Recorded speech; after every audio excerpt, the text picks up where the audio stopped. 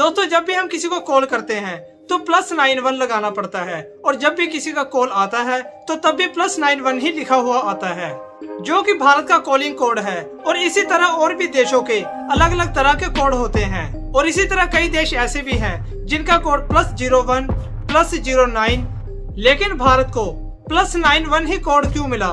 +01 भी तो मिल सकता था। और हम पृथ्वी पर 40,000 फीट से गहरा खड्डा क्यों नहीं खोद सकते? क्रिकेट मैच में गेंद की गति को कैसे मापा जाता है? और दोस्तों आपको the great wall of the China के बारे में तो पता ही होगा कि यह दुनिया की सबसे लंबी दीवार है। और क्या आपको पता है कि दुनिया की दूसरी सबसे लंबी दीवार कौन सी है? और दोस्तों आपको तो याद ही होगा कि हमारे पीएम साहब मोदी जी ने कई बार कहा है कि भारत में जल्द ही बुलेट ट्रेन आएगी।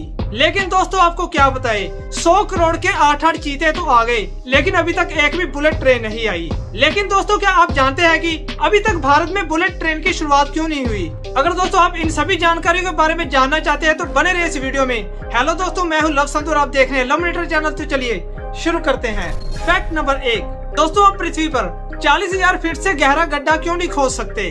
दोस्तों वैज्ञानिक आज तक पृथ्वी के लगभग कुछ ही हिस्सों यानी लगभग 10% हिस्से को ही सर्च कर पाए हैं। बाकी के 90% हिस्से से हम आज भी अनजान हैं। हम सिर्फ पृथ्वी की सतह के बारे में ही जानते हैं, अंदर क्या है ये नहीं। और ये जानने के लिए सन 1970 में रूस में एक गड्ढा खोदा गया जिसका नाम था कोला सुपर डीप बोरहोल। इसे 12,262 मीटर तक ही खोदा जा सका और 1994 में इस प्रोजेक्ट को बिल्कुल ही बंद कर दिया गया। इसके बंद होने का प्रमुख कारण था ज्यादा तापमान होना, जो कि वैज्ञानिकों की सोच से कई गुना ज्यादा था। इतने ज्यादा तापमान पे काम करना आसान नहीं था, जिस वजह से इस प्रोजेक्ट को बंद कर दिया गया। और दूसरा कारण, हम पृथ्वी के जितना अधिक अंदर तक जाएंगे उसका घनत्व उतना ही ज्यादा बढ़ता जाएगा और इतने अधिक घनत्व में गड्ढा खोदने के लिए बहुत ही ज्यादा ऊर्जा चाहिए और उतना ही ज्यादा पैसा। इस कारण से भी इस प्रोजेक्ट को बंद कर दिया गया। फैक्ट नंबर 2, दोस्तों जब भी हम किसी को कॉल करते हैं या फिर किसी का कॉल आता है तो सबसे पहले उस नंबर के आगे +91 ही लिखा हुआ आता है, जो कि हर देश की तरह भारत को भी एक कोड मिला हुआ है जिसे कॉलिंग कोड कहा जाता है। और भारत का कॉलिंग कोड +91 है, लेकिन भारत को +91 ही कोड क्यों मिला?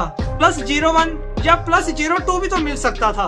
दोस्तों आपको बता दें कि ऐसा इसलिए है कि एक इंटरनेशनल टेलीकम्युनिकेशन यूनियन है जो हर एक देश को कोई ना कोई कॉलिंग कोड प्रोवाइड करवाती है और किसी भी देश को उस देश की मर्जी से कोई भी कोड नहीं दिया गया और ना ही कोई कोड दिया जाता है।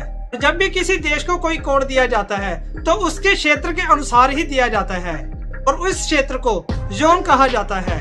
और पूरी पृथ्वी पर सिर्फ 9 ही जोन है, जिसमें भारत 9 यानी कि 9 नंबर जोन में आता है। और भारत की तरह और भी कई ऐसे देश है जो कि 9 नंबर जोन में आते हैं। दोस्तों पहले आपको बता दें कि नंबर 9 जोन में केंद्रीय, दक्षिणी और पश्चिमी एशिया देश आते हैं, इसलिए इस जोन के सभी देशों का कोड 9 के अनुसार +90 से शुरू होता है। जैसे कि तुर्की का कोड +90 और भारत का +91 और पाकिस्तान का +92 है और इसी तरह ईरान का +98 कोड है। फैक्ट नंबर 3, आपको दुनिया की सबसे लंबी दीवार the great wall of the China के बारे में तो पता ही होगा। क्या आपको दुनिया की दूसरी सबसे लंबी दीवार के बारे में पता है? दोस्तों ये है दुनिया की दूसरी सबसे लंबी दीवार, जो कि भारत के राजस्थान में अरावली रेंज की चोटियों के बीच स्थित कुंभलगढ़ किले की है। इसकी लंबाई 36 किलोमीटर है, जो कि इसे चीन की दीवार के बाद दुनिया की दूसरी सबसे लंबी दीवार बनाती है। दोस्तों क्या आपने ये किला देखा है? कमेंट बॉक्स में जरूर बताइएगा। फैक्ट नंबर 4, क्रिकेट के खेल में गेंदबाजों की गेंद की गति को मापने के लिए रडार गन का प्रयोग किया जाता है, जिसे स्पीड गन भी कहा जाता है। यह स्पीड गन डॉपलर प्रभाव के सिद्धांत पर वर्क करता है। इस स्पीड गन में एक रिसीवर और एक ट्रांसमीटर लगा होता है और इस स्पीड गन को साइड स्क्रीन के पास ऊंचे खंबे पर लगाया जाता है, जिससे रडार गन पिच की दिशा में रेडियो तरंगे भेजती है। इसके बाद जो भी जानकारी रडार गन कैच करता है उसे इमेज प्रोसेसिंग सॉफ्टवेयर में डाल दिया जाता है, जो पिच पर दूसरी चीजों को छोड़कर सिर्फ गेंद की ही पहचान करता है और गेंद की गति को दिखाता है।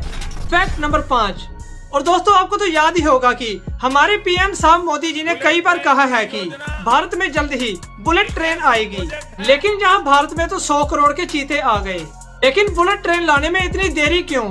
अगर दूसरे देशों की बात की जाए तो ब्रिटेन में 1938 में पहली बुलेट ट्रेन पटरियों पर दौड़ने लगी थी।